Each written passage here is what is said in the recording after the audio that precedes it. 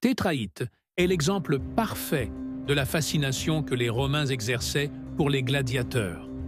Découverte grâce à des inscriptions et des graffitis trouvés à Pompéi en 1817, l'histoire des Tétraites est devenue particulièrement intéressante en raison d'une victoire notoire sur un adversaire nommé Prude. Cette victoire a été enregistrée non seulement dans les rues de Pompéi, mais aussi sur des récipients en verre trouvés dans des régions lointaines où se trouvent aujourd'hui la France, l'Angleterre et la Hongrie. On ne sait pas avec certitude si les Tétraïtes sont originaires de Pompéi, car les documents historiques sur son origine sont rares. Ce que l'on sait, c'est qu'il a combattu dans le style myrmidon, qui était l'un des types de gladiateurs les plus courants à Rome.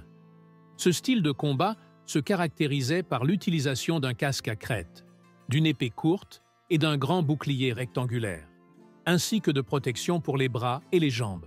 Une curiosité à propos de Tétraïte est qu'il est entré dans l'arène sans sa cuirasse, un choix qui l'a exposé encore plus au danger mortel du combat. En combattant sans protection contre la poitrine, Tétraïte a fait preuve non seulement de force physique, mais aussi d'une audace rare chez ses collègues gladiateurs. Apparemment, en battant Prude, Tétraïte s'est consolidé en tant que gladiateur, et sa renommée à partir de ce moment est attestée par les diverses œuvres d'art et sculptures qui dépeignent ce triomphe. Comme d'autres gladiateurs, la renommée de Tétraïte l'a élevé au statut d'une sorte de héros populaire, adoré par les foules et dont on se souvient depuis des générations. De nombreux gladiateurs, même s'ils étaient des esclaves ou des hommes libres forcés de se battre, ont atteint ce niveau de reconnaissance, au point que leurs noms et leurs actes ont été perpétués dans l'histoire orale et les artefacts de l'époque. Mais il est important de se rappeler que la pratique des jeux de gladiateurs était une tradition profondément enracinée dans la culture romaine et entraînait des dilemmes éthiques complexes. Comme l'a noté le philosophe romain Sénèque, la nature cruelle de ces spectacles corrompait souvent la morale du public, qui considérait la violence comme une forme de divertissement. Les arts que l'on trouve dans les provinces romaines, telles que la France, l'Angleterre et la Hongrie, démontrent que la renommée de Tétrate transcendait les frontières. Les vases représentant sa victoire sur Prude indiquent que son nom a voyagé avec les commerçants, les soldats et les colons dans les parties les plus reculées de l'Empire.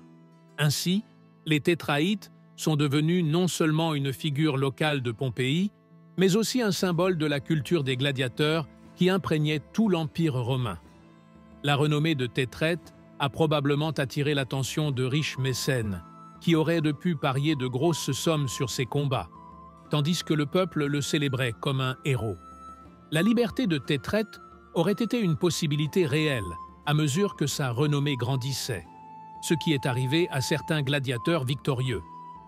À Rome, les gladiateurs qui acquéraient une grande renommée recevaient souvent le rudi, une épée en bois qui symbolisait leur libération. Cependant, le processus d'obtention de cette liberté n'a pas été facile. La pression exercée sur lui, à mesure que sa popularité augmentait, signifiait également qu'il devait continuer à gagner pour satisfaire les mécènes, les spectateurs et les empereurs qui parrainaient les combats. La liberté, bien que possible, ne viendrait qu'après un long voyage de victoire, renforçant l'idée que pour un gladiateur comme Tétraite, la liberté était le prix ultime, mais souvent gagné à un prix très élevé. Donc, si vous avez aimé en savoir plus sur cette brève histoire de ce gladiateur romain, n'oubliez pas de laisser votre like sur cette vidéo et de vous abonner à notre chaîne. Rendez-vous dans la prochaine vidéo.